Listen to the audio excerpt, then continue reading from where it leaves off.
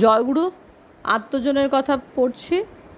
গত দুদিন ধরে পড়েছি অচ্ছেদ্য দিকচালক দহিত্রী অর্যমা সান্যালের লেখা।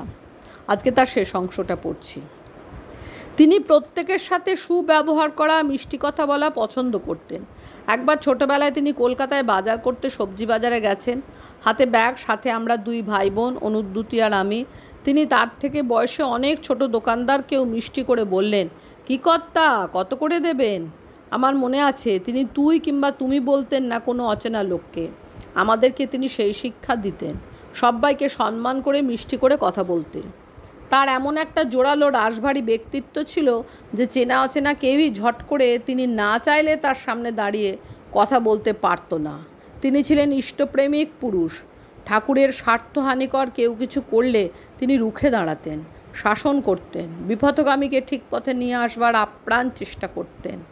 একবার আমার মনে আছে তিনি ঠাকুর বাড়ির থেকে সকাল 9:30 নাগাদ ফিরছেন। কোনো এক গুরুভাই সামনে এলে হঠাৎ তিনি খুব রেগে গেলেন। সেই গুরুভাই কোনো ঠাকুর স্বার্থবিরোধী কাজ করেছিল। তিনি দাঁত কিরবির করে বললেন, "তুই কি ভাবিস আমার গায়ে জোর কমে গেছে?" তখন তার বয়স 70-এর থেকেও বেশি। এক চড় মারলেন তার গালে। লোকটা লাট্টুর মতো ঘুরে প্রায় 10 ফিট দূরে পড়ে গেল। তার হাতের উল্টোর দিক সঙ্গে সঙ্গে নীল হয়ে গেল কালশিটেতে। তারপর কি হয়েছিল আমার সঠিক মনে নেই, তবে আমি মনে মনে খুব গর্বিত হয়েছিলাম। আমার দাদুর গায়ে কী জোর! পরে শুনেছিলাম তিনি আবার সেই গুরুভাইকে ডেকে ভালোবেসে বুঝিয়ে বলেছিলেন তিনি চান সে ঠাকুরের পথে ভালোভাবে চলুক, অন্যথায় জীবনের স্খলন, মহাপতন। মনে পড়ে একবার কলকাতায় দাদির ঘরের পাশের ঘরে 67 যতীন্দ্রমোহন অ্যাভিনিউর 5 তলায় দাদির সাথে দুপুরবেলা শুয়ে আছি। দাদি একটা বই পড়ছিলেন, আমি একটা বই পড়ছি। দাদু তখন কলকাতাতে এসেছেন। হঠাৎ দাদু আমাদের ঘরে এলেন। শীতের দুপুর, লেপ গায়ে দিয়ে শুয়েছিলাম। দাদুও লেপের মধ্যে ঢুকলেন, আমাকে গল্প বলতে বললেন। কি বলেছিলাম মনে নেই, তবে একসাথে দাদু দাদির সাথে শুয়ে গল্প করার ভালো লাগার রেশটা যেন এখনও মনে লেগে আছে। মনের কৌটো খুললেই গন্ধ পাই। আর একবার যখন ছোটোবেলায় তার গা টিপে দেবার সৌভাগ্য হয়েছিল, সেই সব ছোটো ছোটো কথাগুলো মুক্ত শাড়ির মতো মনের থাকে থাকে সাজিয়ে রেখে দিয়েছি। একবার জিজ্ঞেস করলেন, "তোর সবচাইতে কী খেতে ভালো লাগে?" আমি বললাম, "গরম ভাত, মাখন আর টলটলে পেঁপের ঝোল।" বললেন, "রোজ দুপুরবেলা 1 মাস তাই খাস?" প্রথম 3-4 দিন আমার কি আনন্দ, আমার প্রিয় খাবার খাচ্ছি। দিন 10 বাদে আমার বিস্বাদ লাগা শুরু হলো। 20 দিন বাদে আমি আতুর হয়ে থাকলাম কবে 30 দিন শেষ হবে। 1 মাস বাদে তার কাছে গিয়ে জানালাম যে 1 মাস পুরো হয়ে গেছে, সব কিছু খাবার অনুমতি চাইলাম। জিজ্ঞেস করলেন কেমন লেগেছিল 1 মাস আমার সবচেয়ে প্রিয় দুপুরের খাবার খেতে। জানালাম আমার সমস্ত অনুভূতির কথা। বললেন, "তাহলে বুঝলি ভালো লাগাটাও কত আপেক্ষিক। তাই সব কিছুই জীবনে প্রয়োজন আছে, সুখ দুঃখ সব কিছুরই।" দাদুকে না জানিয়ে, তাকে খুশি না করে আমার কোনো কিছুই ভালো লাগতো না। দেওঘরে আসলে তাঁর কাছে বসে আমার জীবন অভিজ্ঞতা তাকে জানাতাম। এমনি করে কখনো সামনে বসে, কখনো চিঠির মাধ্যমে তাকে এ কথা ও কথা বলতে বলতে আমি স্কুলের গণ্ডি পেরিয়ে কলেজ পেরিয়ে ইউনিভার্সিটিতে পৌঁছে গেলাম। আমার জীবনের সব সময় তিনি চাইতেন আমি বীর দর্পে চলি ঠাকুরমুখী হয়ে।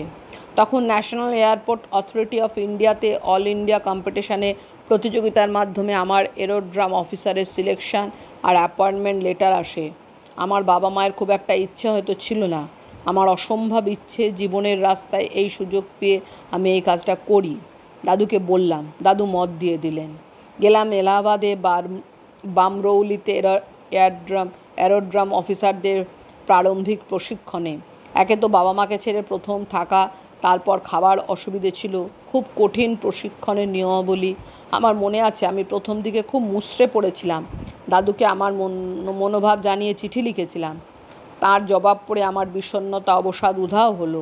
আমি আবার পরিবেশের সাথে যুঝার জন্য তৈরি হয়ে গিয়েছিলাম। তার ইচ্ছা পূরণ করে সফলভাবে পরীক্ষায় উত্তীর্ণ হয়ে একদিন আমি কলকাতা এয়ারপোর্টে এরোড্রাম অফিসার পদে নিযুক্ত হলাম। আমার জীবনের পরম সৌভাগ্য, তিনি আমার ছেলে বুচকুকেও, অর্জুন সান্যাল, কোলে নিয়েছেন। বুচকুর তখন 3 মাস বয়স। তার তখন অনেক বয়স হয়েছে, শরীরও ভালো নেই। তিনি তখন পুরীতে। আমি আমার মায়ের সাথে ছেলেকে নিয়ে পুরীতে তাকে ছেলে দেখাতে, আশীর্বাদ নিতে গিয়েছি।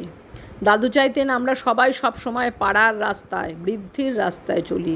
দাদু চাইতেন আমরা যেন কখনো কোনো ব্যাপারে মনে এক মুখে আর এক করার আর এক করায় এক না করি, সব কিছুর মধ্যে যেন একটা সুন্দর সামঞ্জস্য থাকে।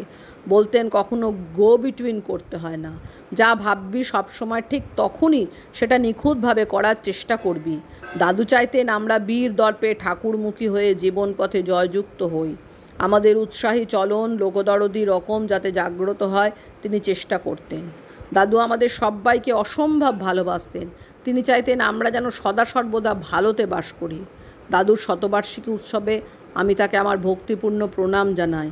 আমার দাদুর সুদূর আকাশের গোল পিণ্ড সূর্যের গোলার মতো, যার তাপ কত কত হাজার হাজার কোটি ডিগ্রি সেন্টিগ্রেড। তার তাপে আমরা সবাই উদ্ভাসিত হয়েছিলাম এবং এখনও হচ্ছি। তার আলোর ছাপ আমাদের প্রত্যেকের মধ্যে বিরাজমান, যাদের তিনি ছুঁয়ে গিয়েছেন। সেই আলোর দীপক দুহাতে ধরে আমরা এগোচ্ছি তাঁর চিরজাজ্জল্যমান আলোর দিকে, ঠাকুরমুখী হতে, ইষ্টকেন্দ্রিক হতে, বাঁচাতে। ঠাকুর ভক্তি, ইষ্টকেন্দ্রিকতা, উদ্যমতা সব কিছুই আমরা তাঁর কাছে শিখেছি। তাঁর ছোঁয়ায় আমার জীবন মুগ্ধ হয়েছে, তৃপ্ত হয়েছে, কৃতার্থ হয়েছে। পরমপিতা করুন আমার এই নগণ্য জীবনকে যেন তার মনের মতন গড়ে তুলতে পারি। জয় গুরু, বন্দে পুরুষোত্তমম।